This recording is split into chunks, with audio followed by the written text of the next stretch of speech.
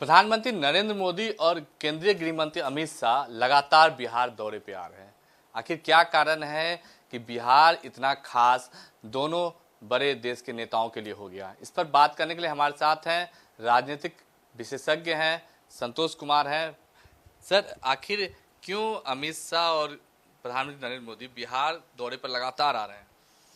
देखिए, प्रधानमंत्री जी ने 14 में जो वादे किए थे और 19 में जो वादे किए थे, तो बिहार ही नहीं पूरा देश उनके पीछे पागल था।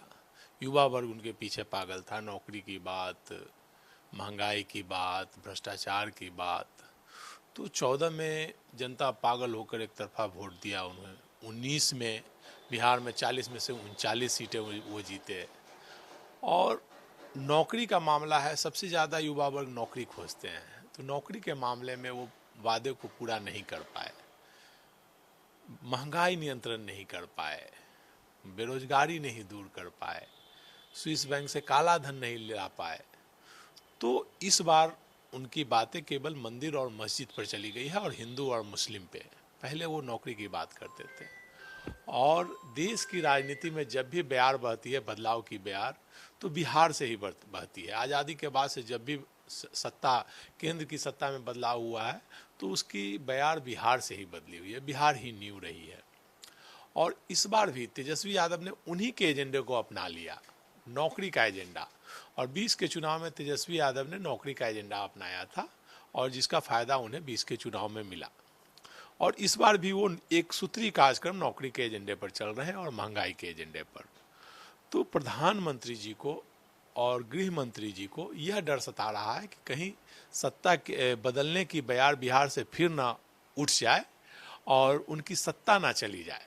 बिहार से आंदोलन की और केंद्र सरकार के खिलाफ एक हवा ना बहे, इसीलिए प्रधानमंत्री जी लगातार बिहार आ रहे हैं। आप देख रहे होंगे कि कोई चरण ऐसा नहीं है कि जब प्रधानमंत्री जी बिहार नहीं आए हैं। पहले चरण में तो हम 2 बार आए बिहार, उसके बाद दूसरे चरण में भी आए, तीसरे चरण में भी आए।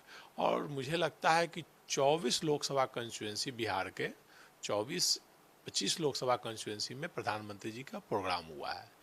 यहाँ तक कि पटना में उनको रोड शो करना पड़ा।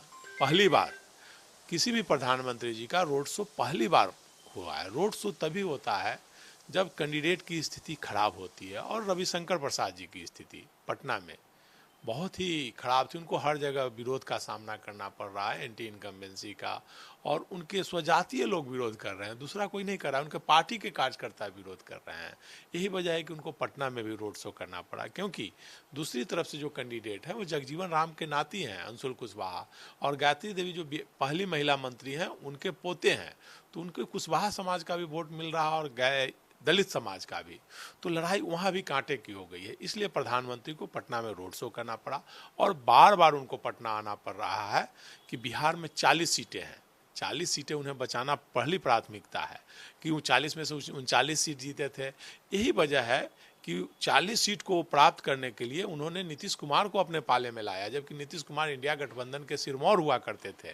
और उनकी सारी शर्तों को मानकर नीतीश कुमार को एनडीए में शामिल कराया, ताकि बिहार की 40 से 40 सीटें जीते।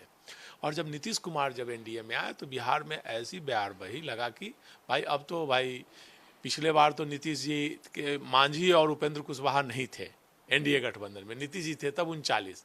इस बार तो नीतीश जी भी हैं, चिराग भी हैं और जीतन राम मांझी और उपेंद्र कुशवाहा भी आ गए हैं। तो ऐसा लगा कि भाई बिहार में इस बार एनडीए को 40 की 40 सीटें जीत में विजय प्राप्त होगी। और ऐसा माहौल भी था, लग भी रहा था कि बिहार की 40 सीटें एनडीए जीतेगी, भाजपा जदयू गठबंधन जीतेगी।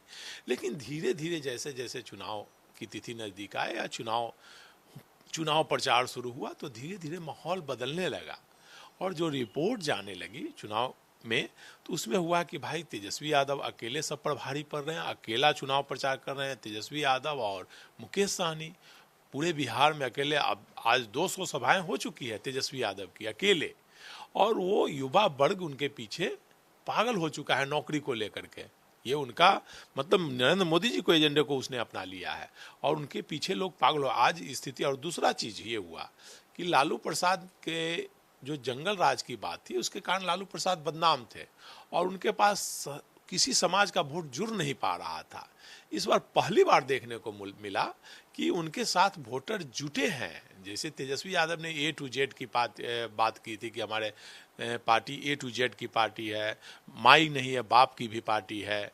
तो उसके कारण आपको देखने को मिला जो उन्होंने टिकट बंटवारा किया उसमें कुशवाहा समाज को टिकट दिया, धानुक समाज को दिया, कुर्मी को दिया और दलित समाज में तो दिया ही, और भूमिहार को भी इंडिया गठबंधन से मिला, ब्राह्मण को भी मिला, सभी जातियों, वैश्य सबसे बड़ी बात है, वैश्य को टिकट मिला।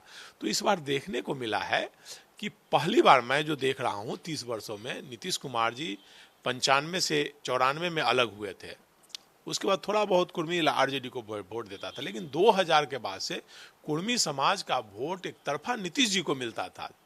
तो पिछले 24 वर्षों में पहली बार इस बार देखने को मिला कि कुर्मी का वोट भी आरजेडी को मिला। पहली बार मुंगेर लोकसभा में कुर्मी का वोट मिला, धानुक का वोट मिला, वैश्य का वोट मिला। यही नहीं, आप चले आइए शिवहर में वैश्य समाज का वोट माना जाता था कि मोदी जी के स्वजातीय हैं तो मोदी बीजेपी का माना जाता था, लेकिन पहली बार देखने को मिल रहा है कि शिवहर में वैश्य समाज का वोट भी आरजेडी को मिल रहा है, गठबंधन को। यही नहीं, 14 और 19 में अपर कास्ट का एक भी वोट किसी कैंडिडेट भी, यहां तक कि रघुवंश प्रसाद सिंह जैसे ईमानदार कैंडिडेट वैशाली में थे, उनको अपर कास्ट का वोट नहीं मिला था और उन्हें हार का सामना करना पड़ा था। उसी वैशाली कंस्टिट्यूएंसी में इस बार भूमिहार समाज से मुन्ना शुक्ला टिकट है और पूरा भूमिहार समाज उनके साथ खड़ा हो गया है। तो पहली बार देखने को मिल रहा है कि बिहार में मोदी मैजिक घटा है। मोदी जी के नाम पर इस बार वोट नहीं मिल रहा है, इस बार कैंडिडेट के नाम पर वोट मिला है और जो भाजपा का है उसके नाम पर वोट मिला है। 2 बार मोदी जी के नाम पर मिला है। तो ये जो समीकरण बदला है कि वोटे, जो जातियां लालू प्रसाद को देखना नहीं पसंद करती थी, वो जातियां, दलित समाज की बात कर लीजिए, पासवान को छोड़ करके इस बार देख रहे हैं पासी समाज का वोट भी आरजेडी के पक्ष में है और रविदास समाज का वोट आरजेडी के पक्ष में देख रहे हैं। 100% नहीं कि कुशवाहा समाज का वोट, जो उन्होंने कुशवाहा समाज को टिकट दिया, 8-8 कुशवाहा समाज को इंडिया गठबंधन से टिकट मिला, तो कुशवाहा समाज का वोट भी टूटा है। यही वजह है कि प्रधानमंत्री जी को बार बार बिहार का दौरा करना पड़ रहा है। अमित शाह गृह मंत्री जी को तो बिहार का दौरा करना पड़ रहा है। यही नहीं, भाजपा के जितने केंद्रीय मंत्री हैं, राजनाथ सिंह हैं, चाहे बिहार के सभी नेता हैं, बिहार में बहुत ज़्यादा दौरा कर रहे हैं कि किसी प्रकार अपनी 39 सीटें बचाई जाए। 39 की 39 सीटें बजाना उनका लक्ष्य है कि 40 सीटें जीती जाए। यही वजह है कि बिहार में भारतीय जनता पार्टी के सभी नेता बिहार का भ्रमण कर रहे हैं, प्रधानमंत्री जी भी कर रहे हैं और गृह मंत्री जी भी कर रहे हैं। बहुत धन्यवाद। तो ये थे हमारे साथ वरिष्ठ राजनीतिक विशेषज्ञ संतोष कुमार, जिनका कहना था कि बिहार में जो 40 सीटें हैं, जिसमें पिछली दफा 39 सीटें एनडीए जीती थी, तो कहीं ना कहीं इस बार जो है प्रधानमंत्री और बीजेपी के बड़े नेताओं को डर है कि बिहार में जो सीटों का जो आंकड़ा है वो कहीं घटे नहीं। इसी के लिहाज से जो है लगातार जो है प्रधानमंत्री और गृह मंत्री समेत तमाम बीजेपी के बड़े नेता बिहार का दौरा कर रहे हैं। कैमरा अभिषेक के साथ शक्ति, इंडिया न्यूज़ पटना।